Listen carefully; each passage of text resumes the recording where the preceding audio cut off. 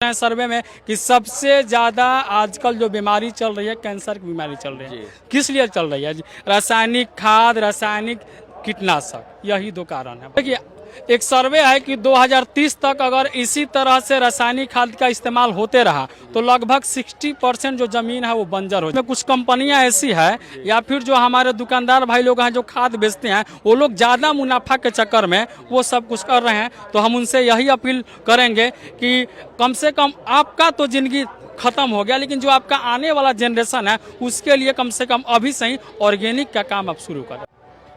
अभी हम लोग मौजूद हैं एशिया के सबसे बड़ा पशु मेला सोनपुर मेला पे, जहां पर हम लोग लगातार आप लोगों को दिखा रहे हैं कि यहां पर कई महत्वपूर्ण कैंप लगा हुआ है जो लोगों को किसानों के बारे में बता रहे हैं, कई अलग अलग प्रयोग के बारे में बता रहे हैं। तो अभी हम लोग मौजूद हैं जैविक मिशन के बारे में, जैविक मिशन जो यहाँ पर एक भाई साहब हैं बड़े अच्छे तरीके से लोगों को बता रहे हैं कि जैविक खाद कितना जरूरी है, जैविक उर्वरक लोगों के लिए कितना जरूरी है। सर, सबसे पहले कि आज आप लोग इस तरह के लोग जैविक एक तरह का कैंप लगा के लोगों को बता रहे हैं, कितना जरूरी है अभी के समय में जो जैविक खाद? देखिए, जैविक खाद जो है अभी 1000% जरूरी है, आदमी के लिए भी और ज़मीन के लिए भी, क्योंकि मनुष्य का जो सेहत है वो भी गड़बड़ा रहा है और मिट्टी का जो सेहत है वो भी आजकल गड़बड़ा रहा है। अच्छा, लोग तो देख रहे हैं कि यूरिया देते हैं, डीएपी डाल के उपज तो कहीं ज़्यादा कर लेते हैं, तो फिर दिक्कत क्या है? नहीं, कारण है इसका ना कि यूरिया और डीएपी का ज़्यादा इस्तेमाल अगर हो रहा है तो उससे मिट्टी का सेहत का उत्पादन तो आपको बढ़िया मिल रहा है, लेकिन मिट्टी का जो सेहत है वो आपका खराब हो रहा है, और जो उसको खा रहा है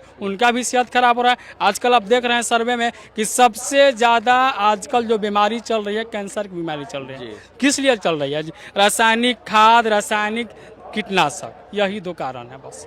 यही दो कारण से मतलब बस यही दो कारण है। अच्छा, बताइए कि लगातार अब कितने सालों तक अगर ये जैविक रासायनिक खाद उपयोग होता है तो भूमि बंजर हो जाएगी? देखिए, एक सर्वे है कि 2030 तक अगर इसी तरह से रासायनिक खाद का इस्तेमाल होते रहा तो लगभग 60% जो जमीन है वो बंजर हो जाएंगे। बंजर होने का मतलब है कि उनके अंदर वो शक्ति नहीं रहेगी कि वो जो है सो अनाज को पैदा कर सके।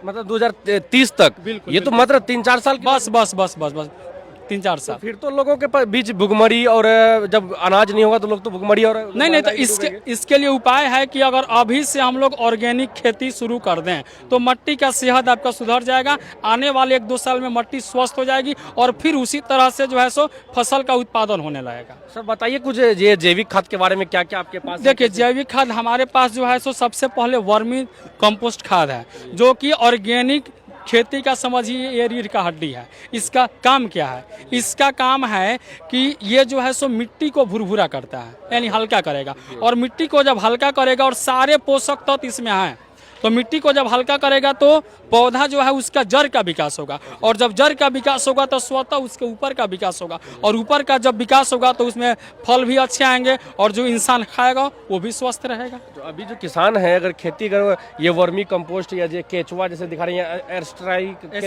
एसिनाफेंटिनिया वो ऑस्ट्रेलियन केचुआ है, उसे हम लोग गोबर में डालते हैं, और गोबर में डालने के बाद 70 से 90 दिन के अंदर में जो है सो हम लोग का वर्मी कंपोस्ट खाद तैयार हो जाता है। सिर्फ उसको डालने से? सिर्फ उसको डालना है। जैसे क्या होता है कि गोबर हमला है, गोबर जो है सो 10 से 15 दिन का होना चाहिए।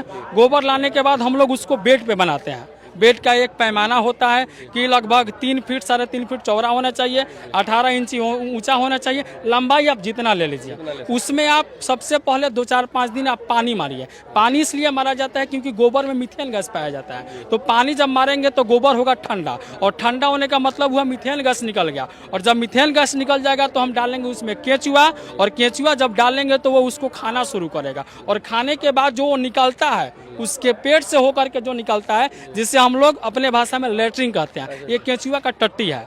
यही आपका बन गया वर्मी कंपोस्ट खाद। इसमें सब कुछ है, कैल्शियम है, मैग्नीशियम है, फास्फोरस है, सारा कुछ है, सारा चीज इसमें सब कुछ, और वो भी ऑर्गेनिक तरीके से। वो सब कुछ ऑर्गेनिक तरीके से। इसमें किसी प्रकार का कोई नुकसान नहीं है। ये हमारे लिए भी लाभदायक है और मिट्टी के लिए भी लाभदायक है। अगर इसका इस्तेमाल कोई किसान अभी से शुरू कर दे तो जो उसके मिट्टी का सेहत बिगड़ा है धीरे धीरे उसके मिट्टी का सेहत सुधर जाएगा। अच्छा, क्या इसको यूज करने के लिए रासायनिक खाद को बिल्कुल हटा दिया जाए? नहीं, अभी अगर कोई स्टार्टिंग में ऑर्गेनिक में आता है तो वो नहीं हटा, क्योंकि उसको नुकसान होगा। फिर अभी क्या करना है कि 50% ऑर्गेनिक और 50% रासायनिक पहला सीजन में, दूसरा सीजन में 75% ऑर्गेनिक जाएंगे और 25% रासायनिक जाएंगे। तीसरे साल में क्या करेंगे 90% ऑर्गेनिक 10% रासायनिक और चौथे साल में 100% ऑर्गेनिक में आप आ जाएंगे। तो क्या होगा कि उत्पादन पे कोई असर नहीं पड़ेगा, जबकि उत्पादन आपका बढ़ जाएगा, अब भूमि भी सुधार हो भूमि भी आपका सुधर जाएगा। अच्छा, जैसे कि जो लोग अब ये लाख समझाने के बावजूद भी नहीं समझ रहे हैं, लेकिन इस तरह लगातार रासायनिक खादों का, कीटनाशकों का प्रयोग कर रहे हैं, ऐसे लोगों से क्या कुछ करना चाहिए? देखिए, उसमें लोगों का दोष नहीं है, उसमें कुछ कंपनियां ऐसी है